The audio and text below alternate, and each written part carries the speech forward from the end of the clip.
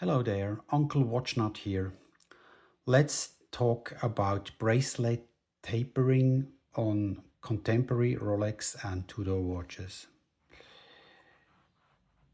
By the way, you see here my preferred watch roll from Carapaz, which allows you to present the watches and store the watches. No fuss, high quality. What else you want? Okay. Wrist watch check. This is the Yachtmaster 40. I just removed the bracelet and replaced it with the rubber band type in a bright orange. Okay, let's move to the first watch. So this is the Submariner 40 This one is tapering from 20 down to 15.4 with a clasp width of 17.6. Moving on to the current Submariner. Current Submariner is 41 They increased the lug width to 21 millimeters, so it's tapering from 21 down to 16.4 with a clasp width of 18.8.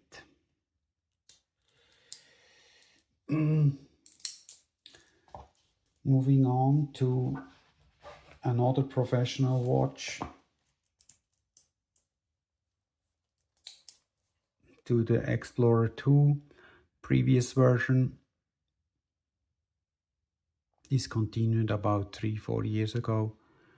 This one is tapering from 21 down to 15.4 with a clasp width of 17.6. Okay, let's move to the sister brand Tudor.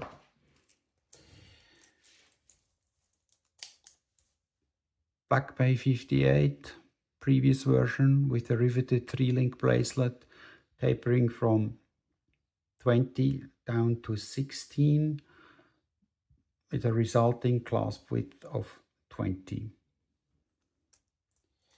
Then I would like to show you the situation on the 41 millimeter case size. So this is the chronograph with the riveted 3-link bracelet. So this one is tapering from 22 down to 18 with a clasp width of 20. And just recently I retrofitted my 41 millimeter Black Bay GMT with the 5-link Jubilee bracelet, which was made available for the chronograph version. And this is of course compatible because the case size is the same. So this is tapering from 22 down to 16 and the clasp width is therefore 18. Let's see on the summary page what are the results. So Submariner 20 to 15.4, clasp 17.6, same for the Yachtmaster 40. Then the Submariner 41 increased by 1 lug width is 21, tapering down to 16.4 with a clasp width of 18.8. So the tapering is the same, but basically just increased by 1 And Explorer 2, 21, that's the previous version, Explorer 2, 21 to 15.4 with a clasp width of 17.6.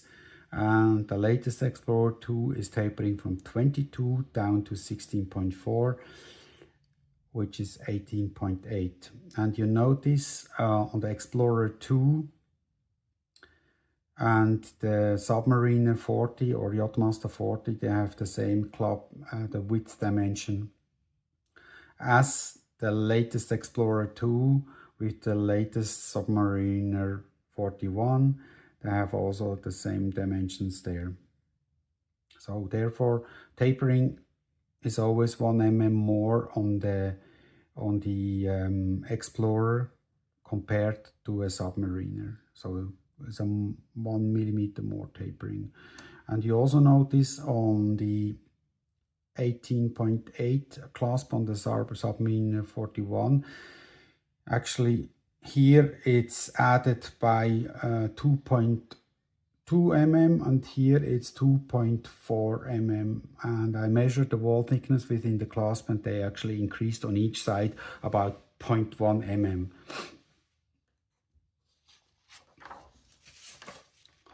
And then